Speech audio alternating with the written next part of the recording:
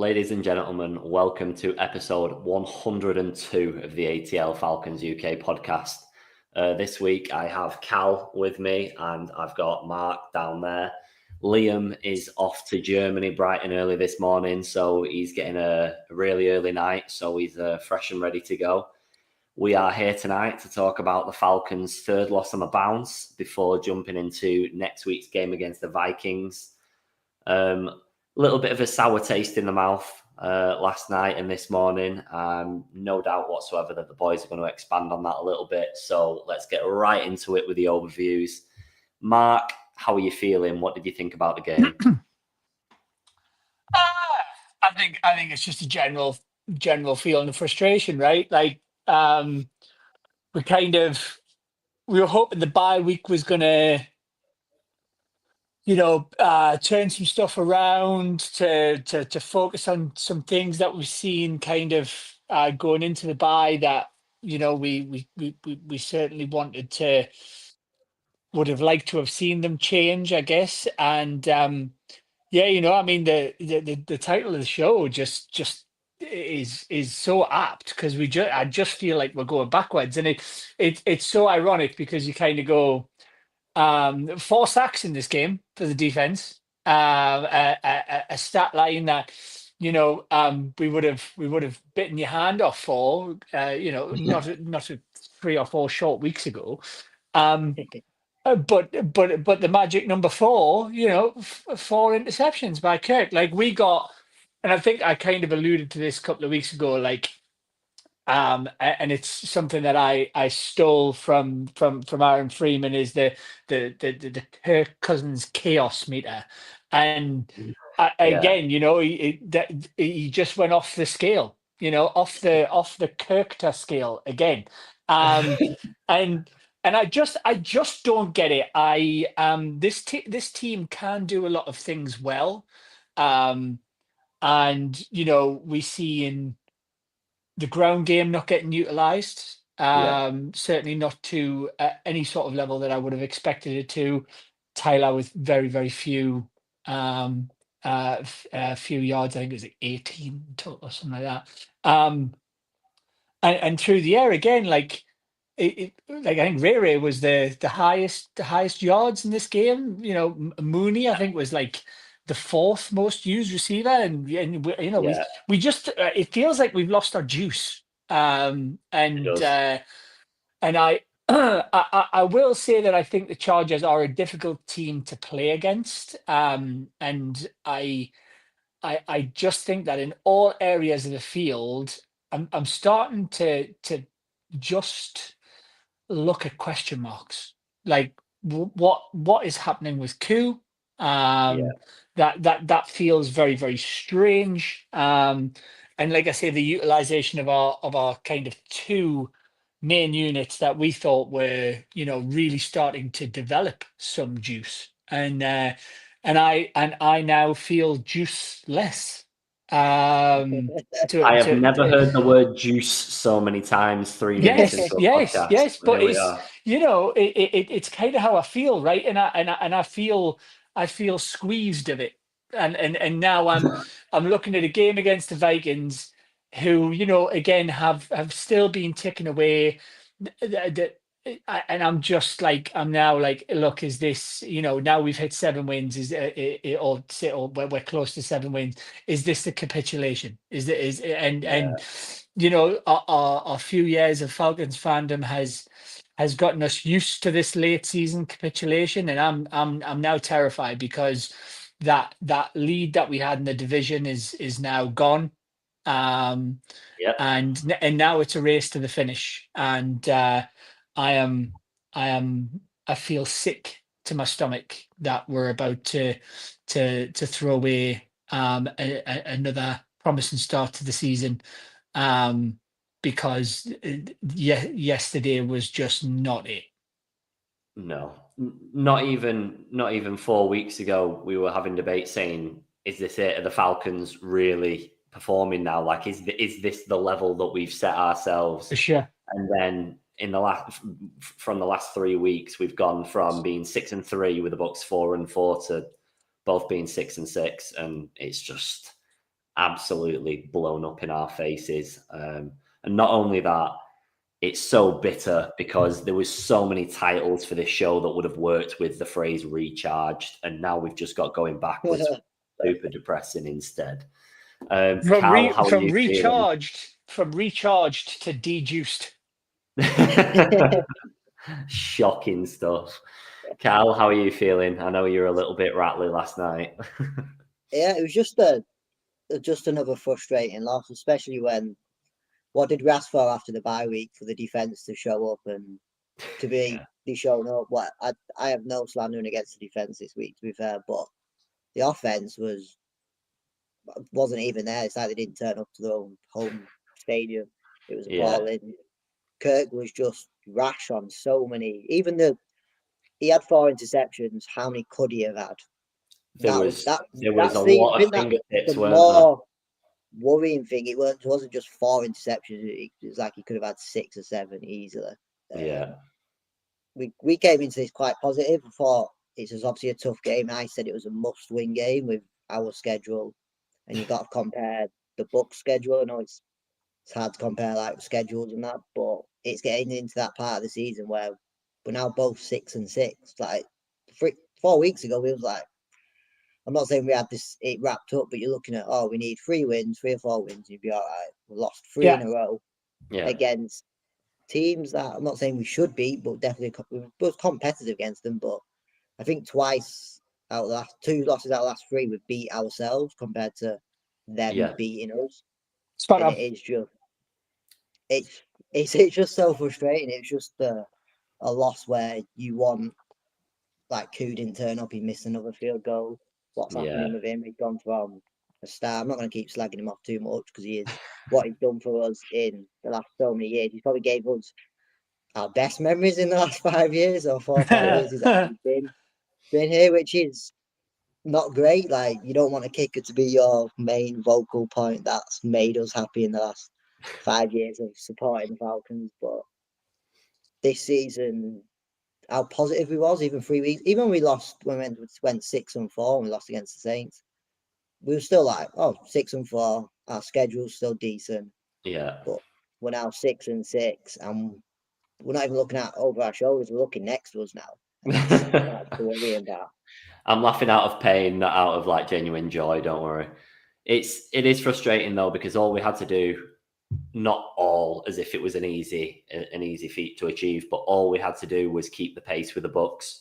All we had to do was match their results. So they win, we'll win. They lose, we've got a bit of a comfort net. Like we've just absolutely not managed to live up to that at all. There's quite a range of areas we should probably break down a little bit. You just touched on Koo there. We've touched on Cousins, but I will break down Cousins a little bit more. So just to give the stat lines, that's no touchdowns in the last 3 games. It's 6 interceptions, 4 fumbles. One of the interceptions being a pick 6 in the game that we've just watched. What's changed? How do we go from Kirktober, where that man was leading the league in yards, touchdowns, accuracy?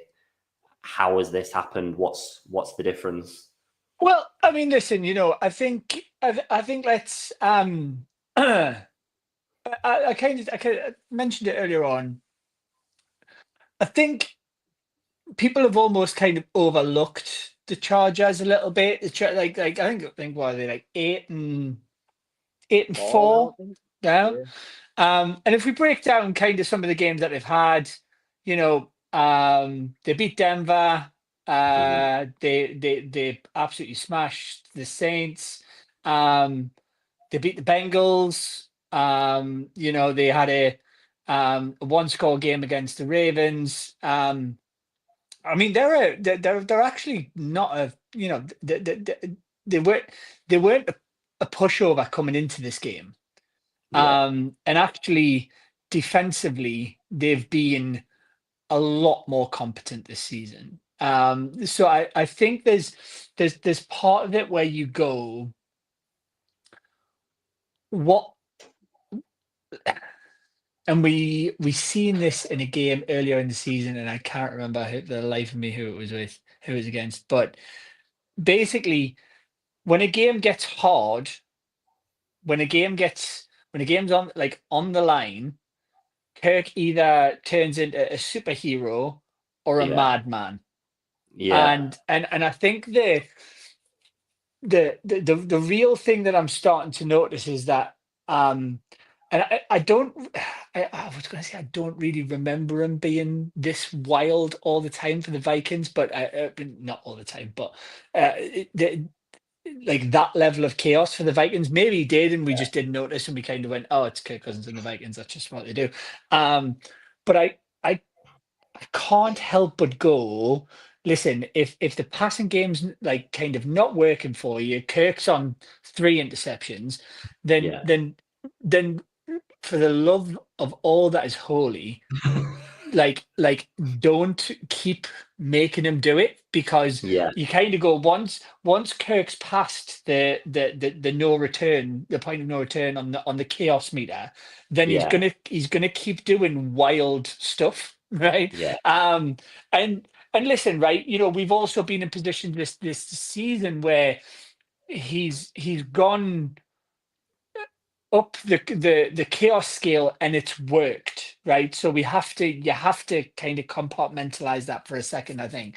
um what baffles me in this game, and a little bit of the game that came before it, was that we are adjusting very well on defense. Like, we're going into Yeah. those second halves, and we're making the changes, and we're getting the stops, and we held the Chargers here to a decent amount. Like, it's 17 points, guys, come on, like, let's have it, let's have it right.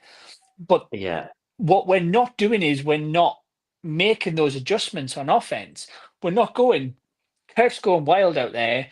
Let's start changing what we're doing in the run game, because that Yeah. obviously wasn't working, because Bijan had like 100 yards. But again, that's why you should have a two-pronged run game, right? Because Yeah. you could have ran the ball a bit more, but the problem with it was that they were stifling those power runs. So, like, I'm so frustrated, because you kind of go, well, once again, this is scheme, because we know we've got the people to make things happen. It's you're not scheming it to succeed a lot of the time.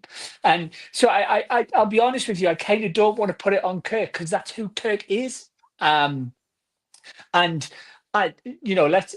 have it clean, boys. Had he came up in that last drive and he got the touchdown and we won the game, we Always forgotten. likely wouldn't be having Yeah. this conversation. It would just be like another crazy game that we're all Yeah. used to, and we're having a bit of a better conversation.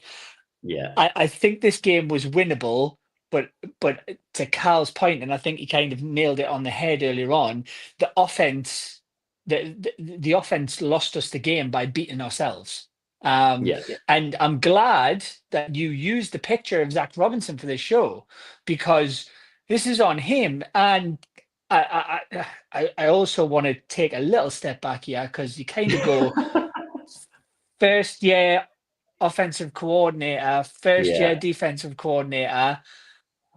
Like, we all wanted it to work out the gate, right? But maybe our expectations need to be tapered a little bit, Yeah. because these guys have got to learn their lessons, and Zach Robinson being one of the key ones, where he's a young dude, right? And I hope to God that he is learning lessons. But the whole premise about learning lessons is you go out the next game and you fix it, and we didn't do that this Yeah. week. So I think there's a lot to unpick there, rather than just saying, what on God's clean earth is Kirk doing? And I know we mentioned it in the group chat, and I want to address it now. If you're sitting at home screaming for Michael Penix, I've got really bad news for you. That's not going to happen. It's not. We just got chaotic Kirk Cousins, and you pay a premium for golden level 3 Kirk Cousins, where everything's Yeah. going swimmingly. But sometimes you get level 5 Kirk Cousins, where he does things like he did yesterday. So if everyone is sitting at home, tickling their plums thinking, oh, Michael Penix is just around the corner. I'm sorry, guys, and I really have to taper everyone's expectations here. It ain't. And, would Michael Penix have saved us yesterday? I would argue, I'm really, really not sure. Yeah, well, and I think the problem with that is people calling for Penix. I see it a lot. We said it in the chat, like you just said. We see it a lot on social media. People are calling for it, but Raheem's also not a confrontational coach. And dropping a player after a couple of bad performances that your team's paying 180 million to, I know he's not getting 180 million, but you get the point. Yeah, sure. He's confrontational, and that's too much. That's too aggressive. It's too assertive. There's no way, from my perception, that Raheem is the type of man to go, nope, you are done here, and benching someone partway through a season when we are still in the mix. If we had completely collapsed and the season was over and there was no way to recover and the playoffs were completely out of touch, why not throw Penix in, give him 4 or 5 games? But that is not the case. All of October, Kirk was arguably the best player in the league, not in the division, in the league. So Raheem's just got to rely on that. I've taken a massive step back from Twitter recently, right? And I'm going to keep calling it Twitter. Yeah. Screw you, Elon. And the page hadn't even loaded, and the first thing that was at the top of my timeline was a picture of Michael Penix. I didn't even read the tweet. I just closed Twitter instantly. Because, lads, if we had at halftime yesterday chucked Michael Penix in, and Michael Penix had the second half that Kirk had, then we would be sitting here going, do we need to have a conversation that Michael Penix may be a bust, right? Like, and that would be, it would be the same discussion, different guy. This is what you get with Kirk, and again, I really want to ring this bell here, and I'm really angry about yesterday. Yeah, I'm not just rolling over and going, okay, well, we're crap again. That's not what I'm saying. But what I am saying is that my concern is Zach Robinson's ability now to start making changes to that scheme, because it really feels like it's almost a little bit like watching Newcastle at the minute. There's no plan B. Right. So I think certainly for my money, I'm not sure the whole conversation about yesterday is on Kirk, because I think there is just 75% of that where you just go, that's who the guy is. Yeah. I think you're spot on with sort of everything you said there. I think it's where on our defensive side we've had poor first half, but then the coordinator has changed something, and second half the defense has, not saying they've always pulled out, and they've always done better in the second half, probably at 80% of the time. It's still iffy, but it looks like the defensive side we can change something even at half time. Mm-hmm. But that's what the offense yesterday should have been doing. They know at half time we was not performing at all in that offense, and then so that is arguably right. Arguably, right, the defense only let 9 points in yesterday because it was a pick 6 as well. The last one, wasn't it? Yeah, exactly. You really can't ask for any more. Like we said, we mentioned the sacks. The pick 6 isn't on them. Even the special teams pulled out, stopping a trick play. Literally every other aspect of the game went pretty damn well. Like, not perfect, but pretty damn well, especially by our standards. And the offense just would not click. You had Bijan with 106 yards. You had Tyler with 16. And then, like you said, that's too much of a difference. That you can't. Yeah. We know it's a double. We have 2 top players. Bijan's going to be number 1, but Algier yesterday, not even on him. I don't think he had many snaps at all. It's like Bijan getting the snaps, but that's where even in the last quarter you got to be use someone else. Yeah, they know what Bijan can do. You got to change it about. And we didn't change it about, but then we sort of stopped running the ball, and then Kirk's just sort of throwing it galore. Even the yards are distorted, like you mentioned then, Mark. There was a few plays from Mooney and McLeod and stuff like that, but one of the plays was 60 yards. Like, so even the actual yardage of our wide receivers is heavily distorted because more than 50% of the yards were in one play. So nothing like went smoothly. That just makes it look much better than it was as well. I agree. And leads me nicely onto a point that I want to raise. I think we need to start having a conversation. And it's a conversation we've all been putting off. Yeah. I know where it's going. Is it time to start talking about number 8 yet? Yeah. 100%. When Do you know what's getting weird? more targets, getting more yards, than basically Pitts is like tight end wide receiver, basically. Two targets yesterday. This time last year, we had this exact same conversation. I know we did. And we back against the wall. We've tried to defend his usage. We've tried to defend him. We've tried to look around him and say, oh, is it schemes? Is it this and that? But I'm never going to completely write someone off because there has been bigger resurrections in football. But some of those routes that were being jogged yesterday were absolutely diabolical. You wouldn't expect a high school senior to be underperforming to that level. It was crazy to watch. There's of course a few circulating online of where he literally gets like a slightest tap and he just like tops it off, and you think, where's your fire? Like, why are you not motivated for this team? What do you think you're not getting? Because you're not going to get snaps and plays and targets if you're not utilizing the ones that you are getting. So if you get 2, and in those 2 you look lazy, lethargic, and slow, and like you don't want to get to your zone, then why should I put you back on for another play? It's an endless cycle, and I understand. He's been through a few quarterbacks now, and I just don't get me wrong, some of them not very good ones, right? And I totally appreciate that, but you know, I don't understand. I do not understand. No. What is happening behind the scenes for the coach and the quarterback? Yeah. You know, to not be going, oh, this guy's got to get the ball. Like, it's just, you know, and listen, right? You know, it might just completely be, you know, wrong place, wrong fit. Maybe he doesn't like it here. Listen, and after the past few years, you could kind of understand that to a certain degree. But it's almost like he's playing his way out of not getting extended. Yeah, 100%. And at this point, you'd go, well, you might as well not, because you know, because why should we pay? Why should we pay up when we're getting nothing? There's no return for the money. But also, what's the point in taking up a 5th-year option with the prospect of trading him? Because who's going to want him?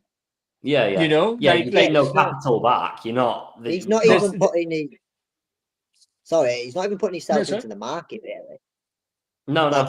He's not performing. Other teams ain't watching him thinking, oh, we could use him. They're probably watching him thinking, well, his attitude looks like it stinks a bit because he's giving up on plays. I think it was one yesterday where maybe it could have been a flag, maybe not, but he just stopped. You carry on no matter what.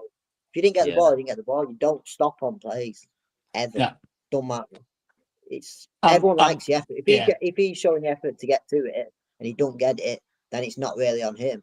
But to stop halfway through certain play, but he's done it. This ain't just yesterday. This is throughout the season, isn't it? There's a few plays where when he dropped the ball on like the when he was going for a touchdown. That was like it could have happened, but not. But there's a few plays where he's run into the touchdown. He just stopped, but then the ball came over him. If it's going out of place, you still go for it. It's just the I can't shake it at the minute, and I think what where I'm heading towards is like coaching team just going, what we supposed to do this guy? Yeah, Like, 100%. because I think if your route running is that good, and obviously I'm a Gators fan, right? And I fell in love with the guy when he played for the Gators, and I just look back at it now and go,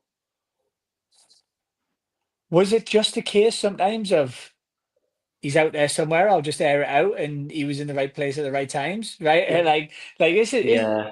this is kind of what it makes you question, right? And I also think, well, look, I mean, if he was doing that well in camp and in training, and you thought, okay, maybe we're just utilizing him in the wrong position, hmm then use him as a receiver. Like stick him, like Yeah. even if you stick him in the slot, like whatever. I'm at this point, I'm not bothered, right? But Yeah, just hypotheticals. but you kind of go, you change that, because the whole point of being a tight end, as you boys well know, right, is that you are utilized with your size in potentially some blocking plays, whatever, to help the run game. But then but you're still eligible as a receiver.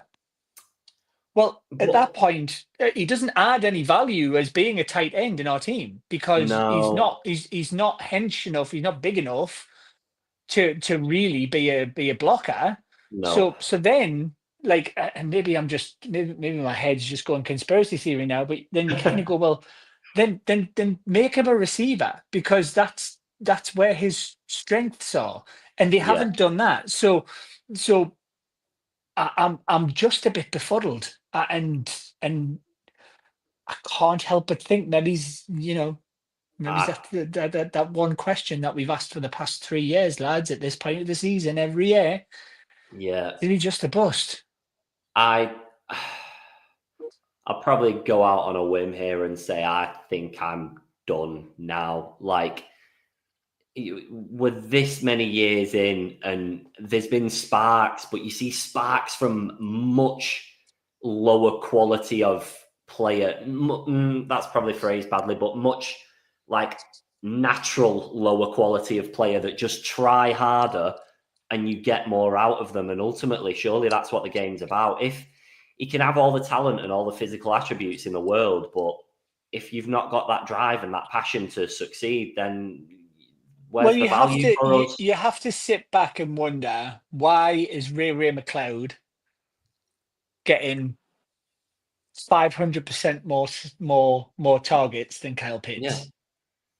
And Now, that's we just nothing. need Yeah. just ask yourself that for a second, right? Yeah. Like that, Ray is on like what, 1.3 million, I think. Yeah. Like, Penance. it wasn't an expensive contract, boys, right? No. So you go, well, hang on, you got your one of your main jersey sellers, and then you've got Ray, Yeah. who, to be fair to him, is grafting at that three position. Falling out. So Yeah. I think I'm nearly there, boys. I'm just gonna say in summer, do you know what it is? Appreciate you, but off you pop.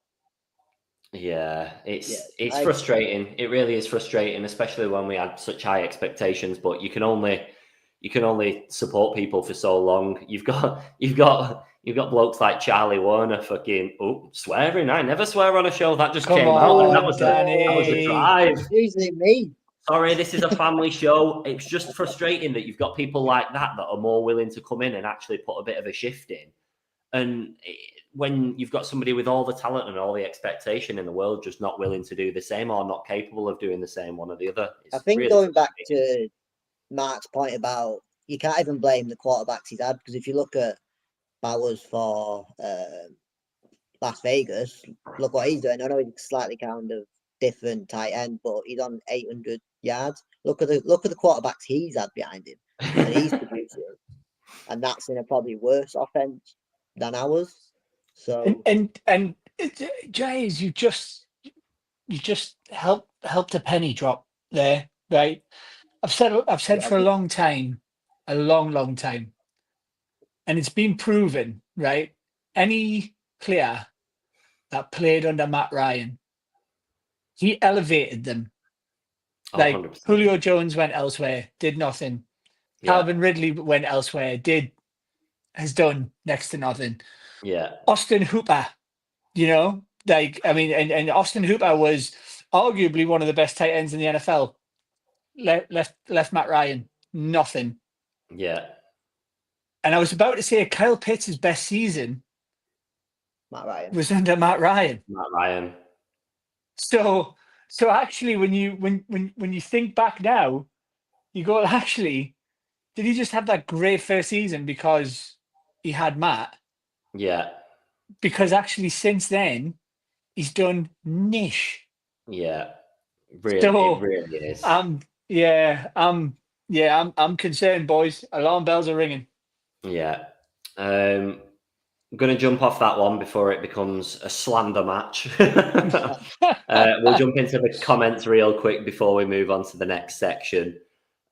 We've got Rebos saying he's not hungry enough for me. Completely understand that. That's exactly how I feel. It's a lack of drive. Yep. There's a few comments in there as well, but they kind of relate to stuff I'm going to move on to. So my next one, and it's a repetition of one that we've covered for a few weeks now, but Mr. Koo, what do we do? My stance has been and still probably is, you can't get rid of someone if you've got no direct replacement. And when you look around the league at the people that are available at the moment in time, there isn't a reasonable quality kicker that's going to come in where you can guarantee more success than Koo. However, I do understand people's frustration at this point now, because even if those points that he's missing don't directly win you the game, they change the flow of the game entirely. He missed a kick at the start of the game, which would have been the first points of the game. Yes, they gave up the ball. We got it back and scored a touchdown. So in some weird butterfly effect, it actually worked out for the better. But you're losing momentum every single time that happens. And that's a lot now. His percentage this season is an all-time low. And did he come from the Chargers? Yeah. Well, the Chargers released him, and then he went and did... He had a little fumble about. Or something like that. And then came back when we signed him.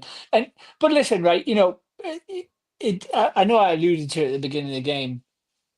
And yes, would have got first points on the board, and you're right. Yeah, I totally take that on board. But then he did kick the next two, right? So let's try and have it right. Yes, his percentage has been poor this season. And that was greatly down to a game where he missed a couple, right? So I'm sort of lament to be sitting here and going, is it time to replace him? I don't necessarily think so. But something isn't right? There's something that's not quite. I think, wasn't he like questionable during the week, and then he moved to healthy? So maybe he's not fully fit. The bye week, he sat half of the bye week out with a hip injury, which I'd argue, I'm no expert, but I'd argue is probably one of the most important parts of the body when you're a kicker, regardless of if it's your kicking side or not. The rotation in your body and the upright in your body is 100% reliant on your hips. So at that point, again, is that a coaching error where they should have gone, Q's not right, let's bring someone in and just deal with it as and when. I'm not saying get rid of Q at that point, but... No, but very few rosters have two kickers, first of all, right? So... Yeah, absolutely fine, yeah. So I think this is what always spins me out, is you kind of go, I never understand why you've got a kicker and a punter. I always go, surely you could do that. You could get somebody with that, with a double skill set. But and maybe Pinion can, I don't know. But if he's dealing with an injury, then the question begs, right? Well, who's out there? Who you got? Like, what are you going to do? You're going to go and sign somebody, and then put them on the practice squad, then activate them, and then knock them off after a week. Like, I think it's arguably one of those things where you go, actually, if Q says he's okay, and he's probably, even if he's 80%, you're absolutely spot on. all of that power is driven from your hips. So Yeah. if there is something wrong there, you'd kind of argue, guys, look, if this is going to be something that's ongoing, just put him on IR and go and get somebody. Is there somebody out there that you'd really put your faith in for the next 7 games? Oh, I mean, is that? it's it's I not don't know. great. It's not great, I but don't at the know. same time, and I don't want to discredit kickers at all because I actually didn't agree with the tweet. I can't even remember which analyst it was by, but it was one of ESPN's, and he said, why don't the Falcons just get rid of Koo and bring someone in? The difference between kickers isn't that great." And I kind of disagree because there's exceptional kickers in the league and then there's decent kickers in the league. I don't think there's that many tiers, if that makes sense. Whereas, like, Well, you've got I brilliant think wide receivers, good wide receivers, okay wide receivers, poor wide receivers. I think think there's you'd exceptional kickers and pretty yeah. good kickers, and that's the two like And with all difference. due respect, there aren't many exceptional kickers just No, kicking about free agency. There isn't, oh right? no, exactly. So then it's, well, is Youngway Koo at 80% better than going to get somebody who's been sitting on their arse for the past 12 weeks? Yeah, You'd argue probably not, right? So yeah, um if it is an injury, I think to me that just makes sense. yeah. It makes sense why we've seen a bit of a drop off from him. Again, I will die on this hill. He has won us a lot more games than he's lost.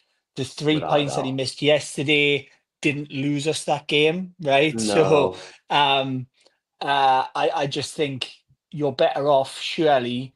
Look, even if it's even if it's to our detriment, give him another week off.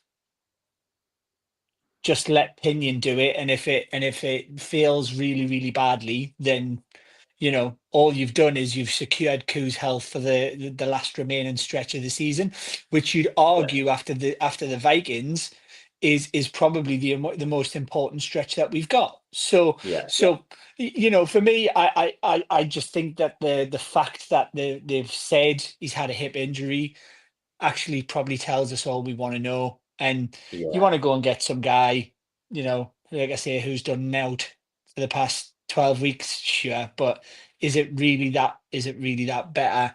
No, I don't think it is. yeah. Absolutely. So to keep on this a little bit before we dip into the Vikings, Cal put a poll out on Twitter/X/ whatever you want to call it nowadays, saying, "Do we make the playoffs?" I can see Mark shaking his head at all of the naming issues. Saying, "Do we make the playoffs?" And admittedly, so I will caveat a little bit just by saying that, of course, this is today. You put this on, Cal, or did you do it Yeah, last about night? 6 7 hours Today. ago. So people are still holding last night's loss in. However, out of 257 votes, so pretty short poll, because obviously between then and now's show, 28% of people said that we will make the playoffs, with 72% saying that we won't. How are you both feeling in regards to our momentum and the upcoming schedule? Of course, we'll dip into the Vikings game specifically, but as a whole, Cal, how are you feeling about the next 5 games? Pretty worried, to be fair. I'm not saying we can't do it, because look at the teams we've already beat. We can beat teams. The defense has turned up this week against a good offense. They know how Chargers know how to score points, and we stopped them for, like, was it 10, 11 points, whatever it was. Mm-hmm. The Vikings next. They, even though they're winning, are they winning comfortably? No. Are they beatable? Of course they are. Mm-hmm. Things do need to change on offense, especially. Go, Mark. So I think Yeah. the reason that we're seeing that split now is you need to look at the games remaining, right? We've allowed the Bucks to come back, right?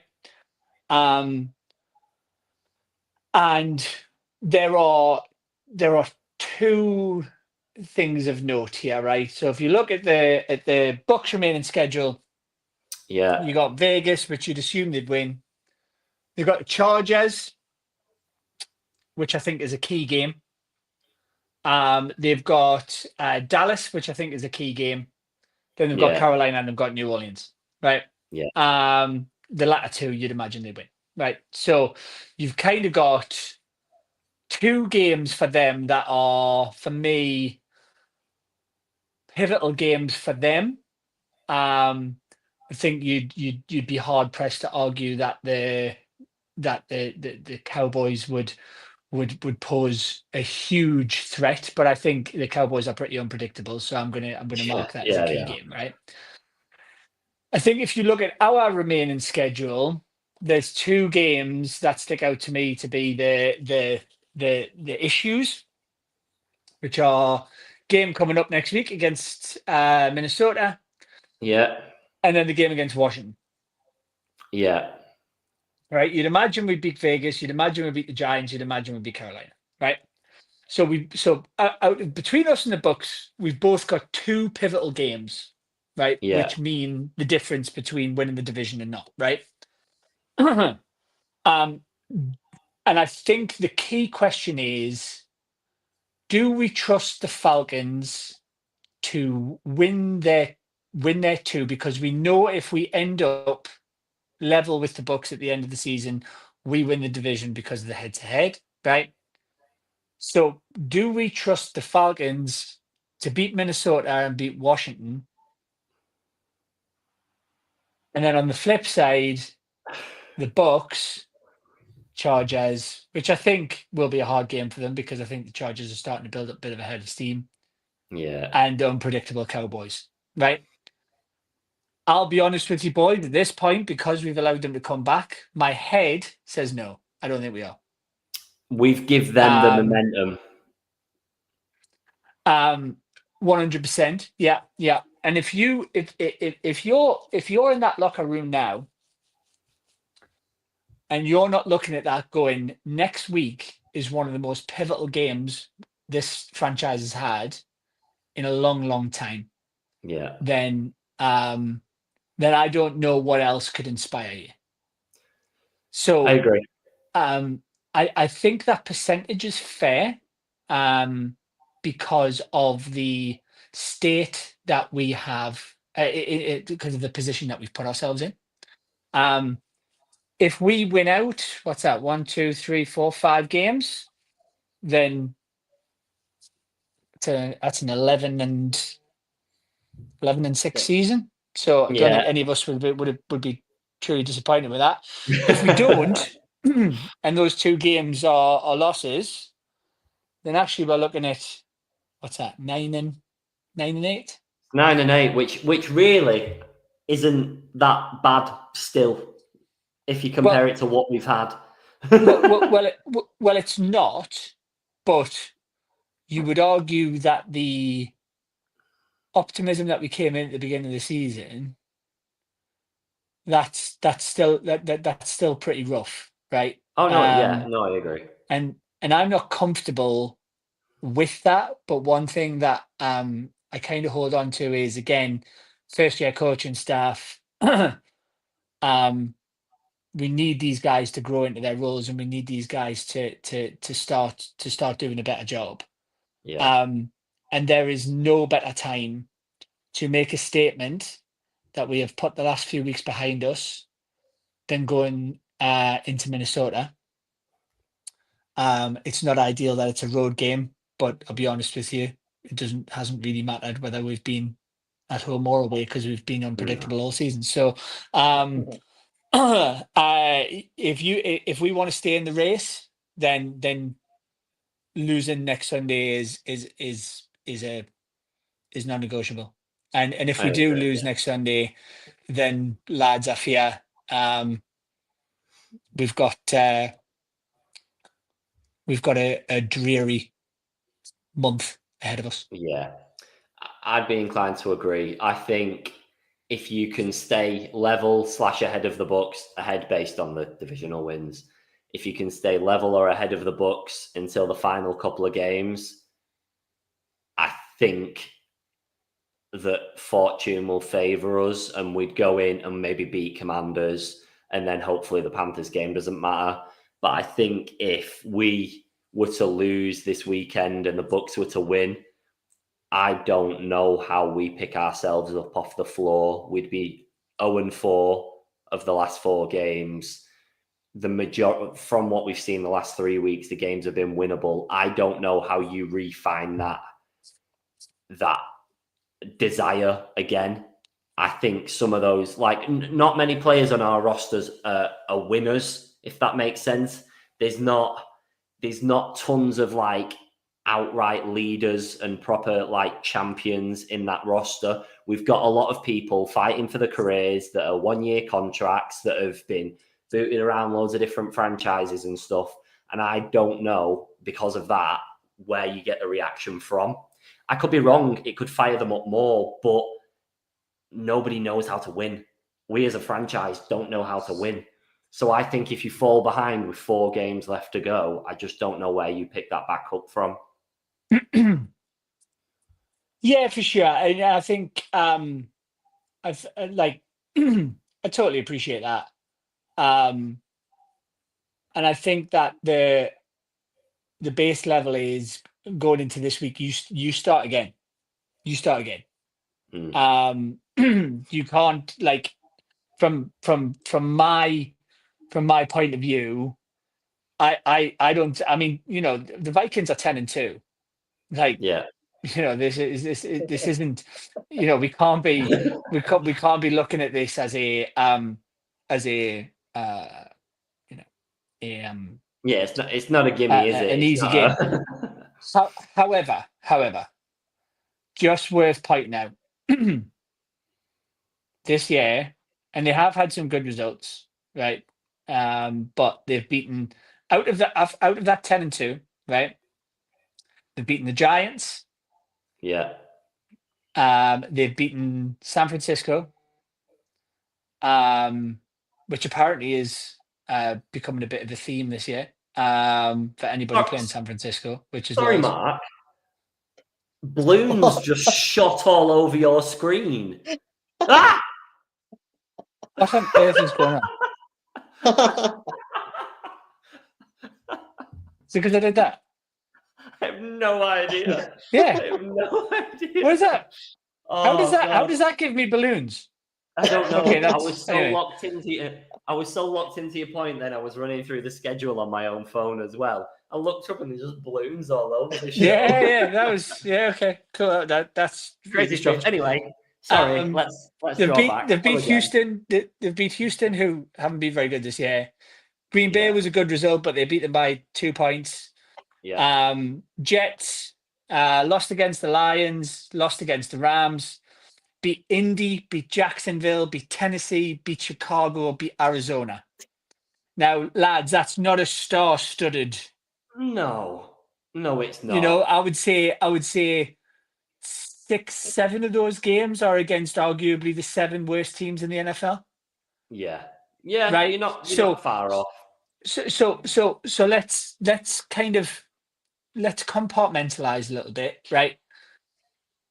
We absolutely can. We absolutely can go and beat Minnesota this week, and they have to go into that, go into training this week, start again, figure out what has worked against this team. It shouldn't be too difficult because the Rams beat them, and we appear to have the Rams' old back office coaching team anyway.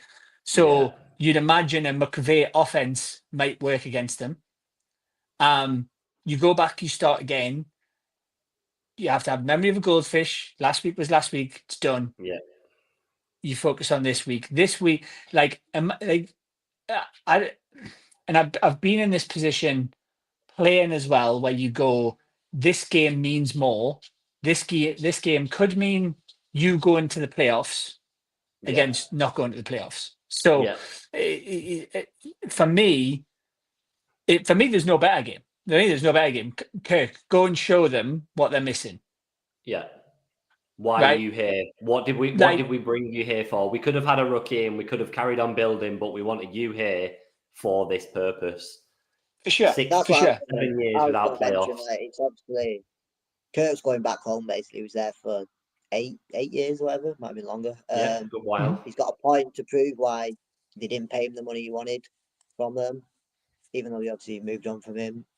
If our team can't get fired up, they should be fired up anyway. Like, you know, this, like what Mark said, this game is win or lose. It's space. It could be like season over or season starting again. Like, this is pushing on to the playoffs. If that team can't get fired up for that, never mind. It's Kirk's going back home. Basically, this team should be. Forget about last week. What we've all said. It's happened. Yeah. Kirk had a shocker. The offense had a shocker. The defense can work. It has worked in the second half most games. This game it worked 99% of it. Yeah. So if you can't get fired up in a place where Kirk played for 10 years of his career and then show when are you gonna? yeah, when are you gonna do it this season? Because this last 3 games and losing 4 in a row. How many teams make the playoffs and end up losing 4 in a row? This is it. You either potentially end your season here, every single one of you, or you go out and you do something about it. That is like you can't, you absolute cannot look at this any other way. Yeah. Like if we lose this game, the probability is that playoffs are done. Well, the probability is, and also it's out of your hands, and that's the key element at the moment in time. As rough as it still looks, we are still in complete control of our destiny. That was cliche as anything. That felt awful coming out of my mouth, but we are in complete control still. Yeah. The second that threshold crosses over, it doesn't matter if you're winning every week. It's irrelevant. So all the work that you might put in those last 4 games of the season could be completely null and void because you're relying on at least the Bucks to not perform, and we just can't afford to do that. It's and for me, if that doesn't get you fired up enough to go into Minnesota and prove some people wrong, end this losing streak that we're on, then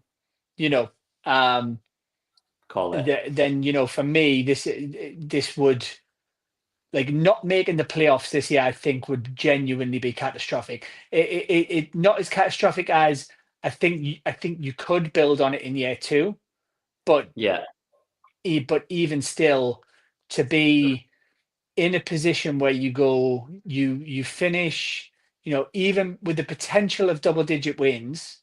Because we're not making the wild card spot. Even if we lose against the Vikings and then win out, you're not making it, because I mean the Vikings are ironically probably going to be in one of the wild card spots. Yeah, and another one of the wild card spots could be another one from the same division. Green Bay 7-3 are they at the moment in time? 8-3 now. 8-3. Yeah. Disgusting. They're third. No, 9-3. 9-3 after yesterday. 9-3. So they've got 9 wins. Lions have got 11. Detroit are on 11-1. Minnesota are on 10-2. Green Bay are on 9-3. That's absolutely disgusting. You've got to win the division. And I wouldn't even say knowing our luck. If we ended up on 10-7 and we didn't make the playoffs, I won't be happy, because you could be like, oh, it's a winning season, but the position we was in to lose the last 3 games, and then you go on a streak of winning 4 out of 5. Yeah, we shot ourselves in the foot in them 3 games when we should have won. Yeah, but for sure. It's one game at a time, and it's like fair. It's not one game. It's just this game, like Mark said. This is it. This is vital. This is vital. Yeah. This is your Super Bowl. You want playoff football. You want to increase your value to go to another team next year. You want to, I can't stress enough. And am I confident about it this week? Of course I'm not. Not after yesterday. Of course I'm not confident. But we've proven that we can do it. We've proven that we can be a competent offense. We've proven we can be a competent defense at times. Put it together, and Yeah. and if you're going to put it together at some point, put it together now, because Yeah. otherwise this is potentially season ending. Yeah. And it a winning season, finish 10-7 or whatever it would be, and is that progress? Absolutely, absolutely. Is it shambolic that we finished 10-7, didn't get the playoffs, and let the Bucks overtake us after we had a three-win cushion? That Also, for yes. me is Yeah. unforgivable.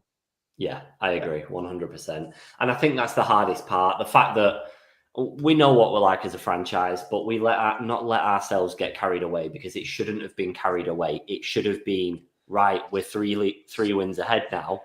Let's just keep steady. Just keep ticking over. You can afford a loss every now and again, but 3 on the bounce just changes the entire dynamic of your season. And I think you just said something that kind of almost sums it up in its entirety for me. Oh, no. Just keep steady. That's all we've wanted you to do since game 1. Yeah. Keep steady. And instead, we have to suffer heart attacks and aneurysms every week. Yeah. Because we can't just keep steady. It is Kirk level 5, or it is the defense playing like they've been sticking pins in their eyes. Like I just and I guess the one thing, how am I taking this as a positive? But the one I thing don't know. is that we have not had a game really where both of those things have happened. So it's it's either been One Kirk's or gone bananas, but the defense have stood up, or the other way around, and then you go, wow, that's also a positive and a negative, because imagine if we just went steady on some of those games, just went steady, like things could be so different. But of it course, no. sounds so simple, Well, doesn't it? I think it's one of them where, apart from the Broncos game, I think every defeat or win has been 1 score, maybe.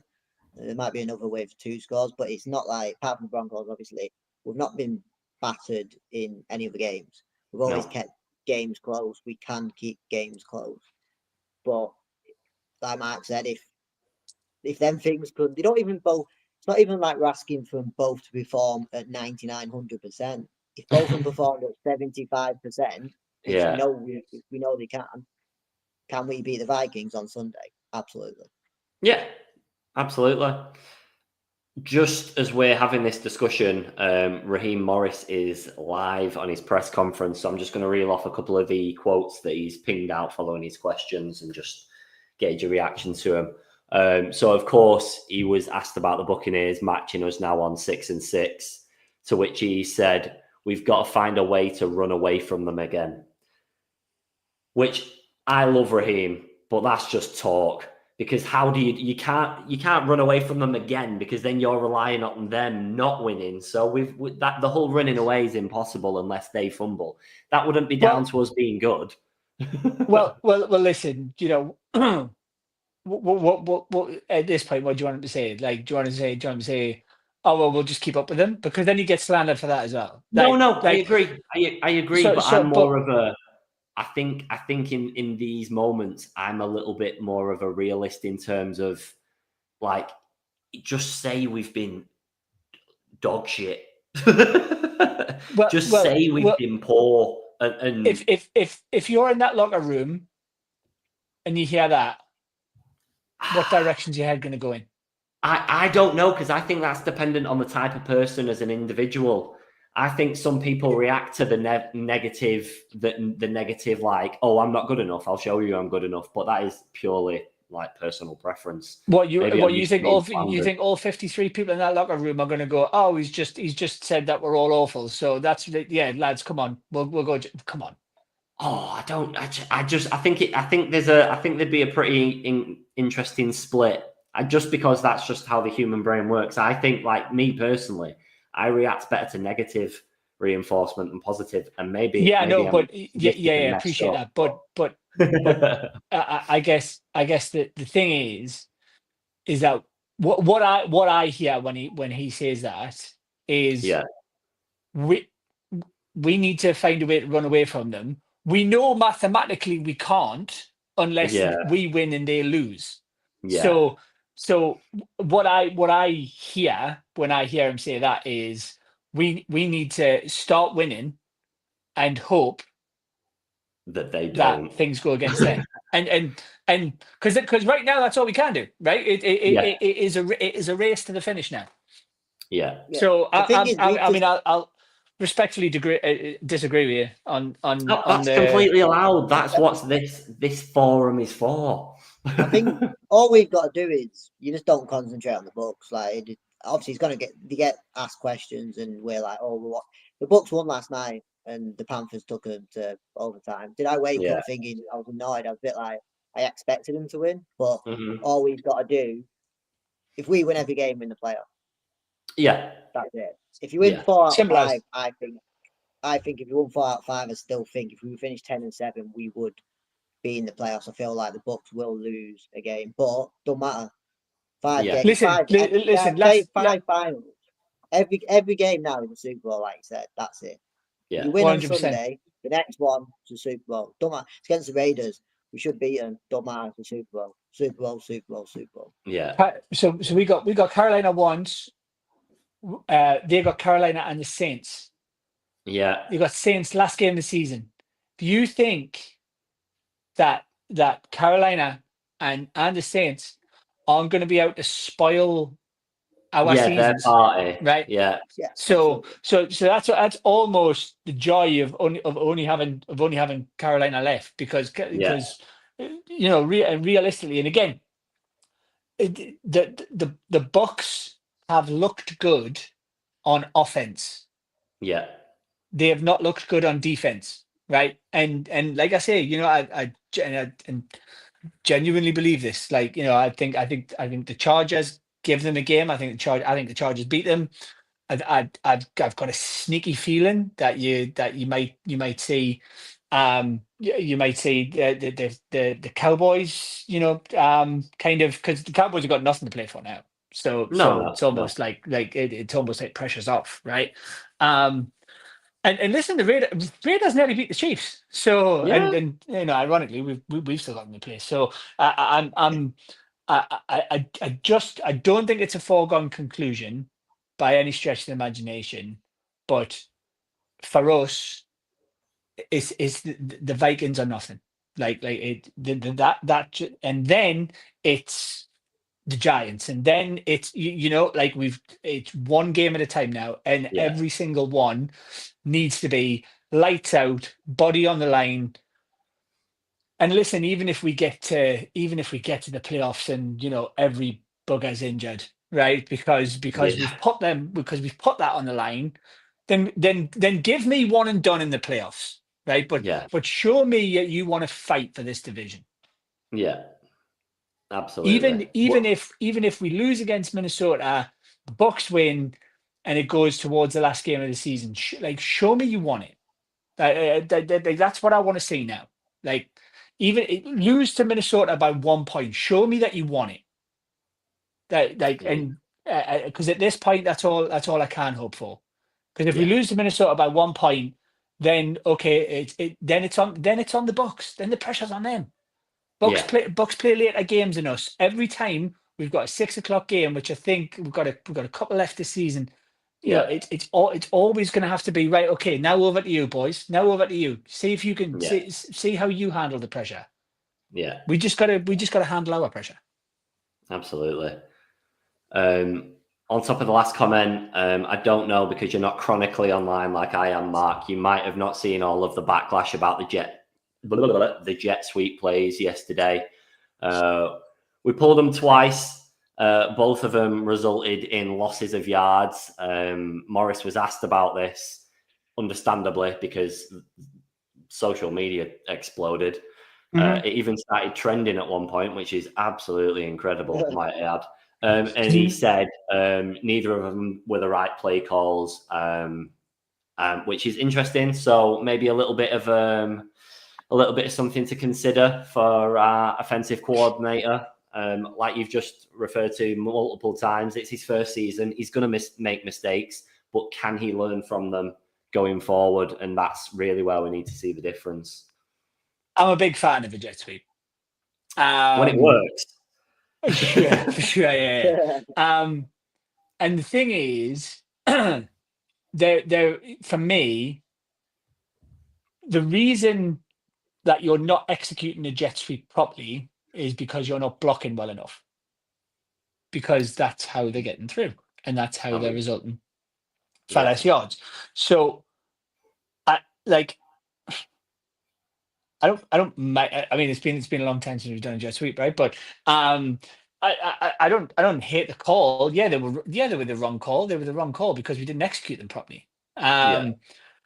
What we need to get into our brains is that when things don't work, they don't work for a reason. They didn't work for a reason because we didn't block properly. Now, you could run that same play with that same blocking scheme against the Vikings, and it could work because they might not be, defensively set up to deal with that blocking scheme, right? So it's one of them. I kind of go, well, yeah, it was the wrong call because you didn't execute it, but maybe there's a secondary case there to go, oh, the Chargers just did better on defense, right? So then we executed on offense. So I don't have any issue with, like stuff like that. To be honest with you, I'd rather you make the mistakes to learn from them. But if you're going to run that next week, make sure you've watched film on what the Vikings have done for jet sweeps. And I'd hope that's like I'm oversimplifying it, obviously, but I'd kind of just go, listen, open the playbook up all you want, but make sure you can actually make sure it's schemed against the defense that you're going to capitalize on. That it's happened a few times this season. You kind of go, I don't know why you're running it in the way that you're running it and repeatedly doing it like that way, because it hasn't worked. Like if you think about the outside runs against the Chiefs, like same question. Like it didn't work all game, so why are you doing it on a 4th and 1? Like so I get it, but I'm not adverse to it, and I love a jet sweep. So last two.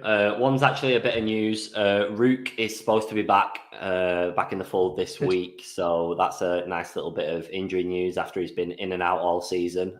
Looked pretty bright when he's played a couple of times, so nice little positive. And then I'll finish off with a little Kyle Pitts comment, who has had 1 catch for 9 yards in the last 2 weeks. Morris said that was tough yesterday. Kyle had a lot of really good one-on-one winners. He had some real opportunities out there and some really good routes. We missed him on a few. He's a man-to-man beater.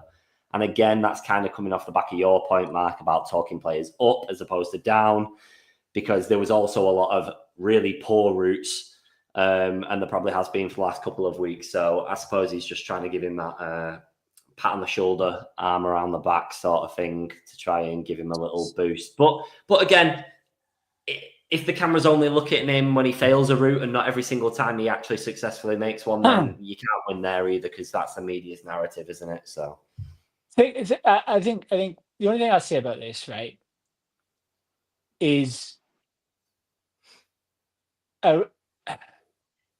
when you think about coaching and you think about, because he's still a relatively young lad. Yeah. And you go, if I dick on this guy on national television,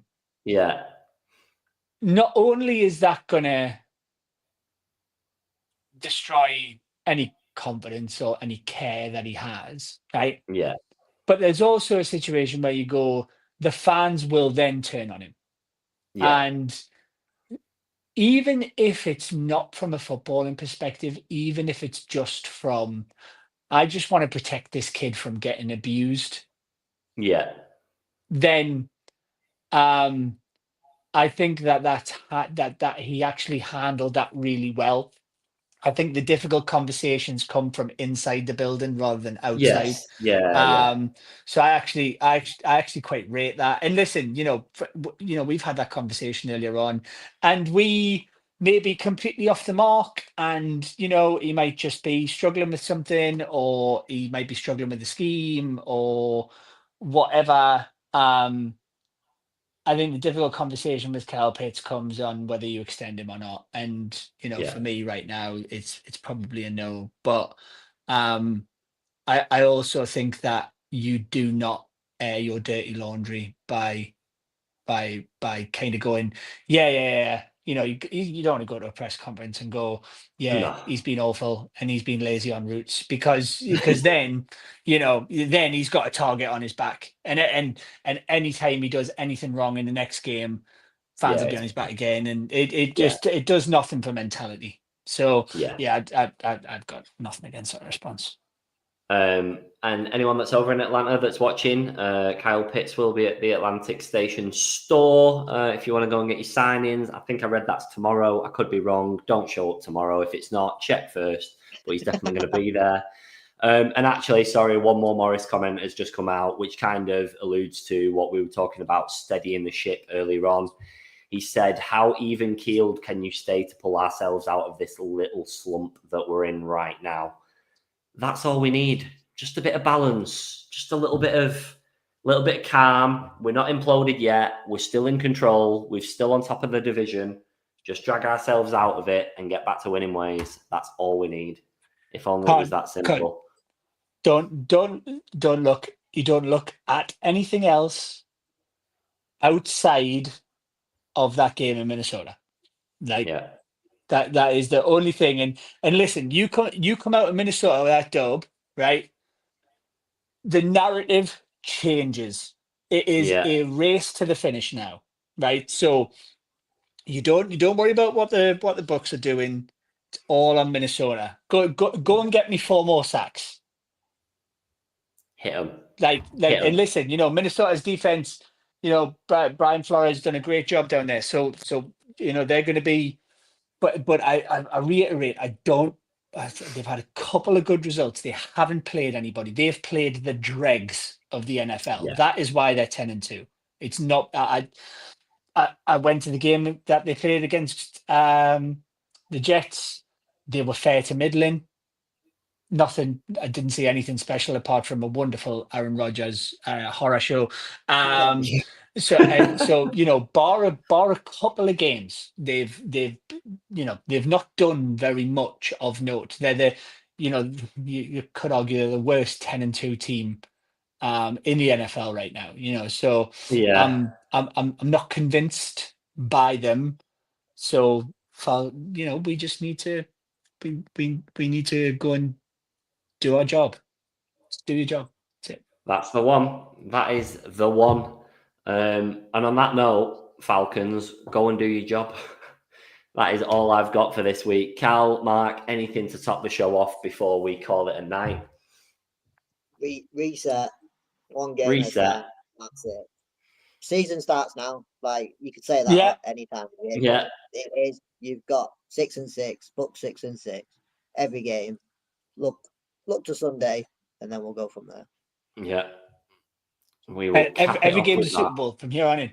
Simple as. Like, and pull it off. Like I say, go one and done in the playoffs. Do it. Like, but if you don't make the playoffs, then again, even we can sit here and talk about progression all day long, but you don't make the playoffs after that start.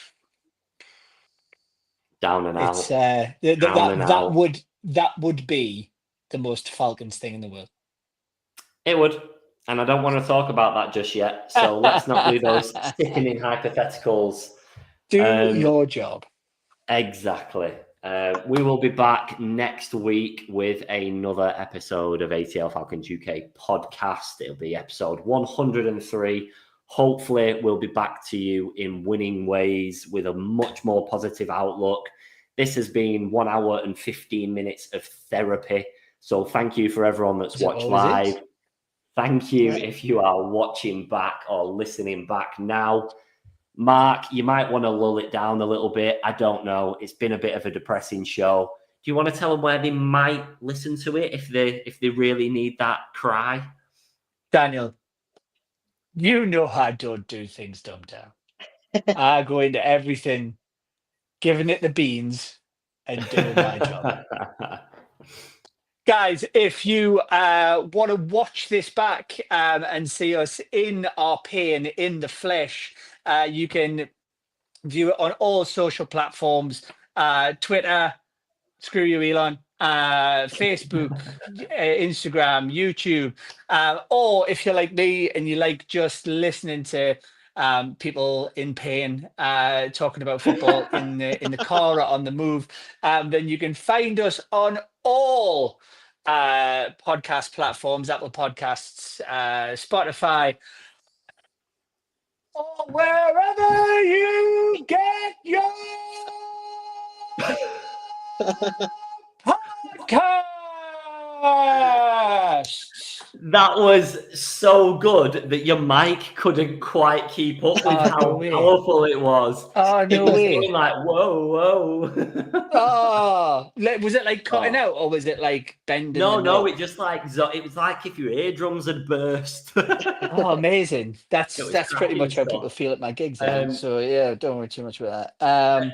As a little caveat to that unbelievable, powerful moment, Mark's band are playing in Manchester this weekend in a sold-out venue with over 2,100 tickets sold. Mark, did you say? Over 2,000 tickets sold. There are a very, very short run of tickets. If you're in the Manchester area and you want me to burst your eardrums in person, then please do come down. But we'll be at Academy One on Saturday night. So if that's going to tickle your pickle, then tickets are available online. But link in bio.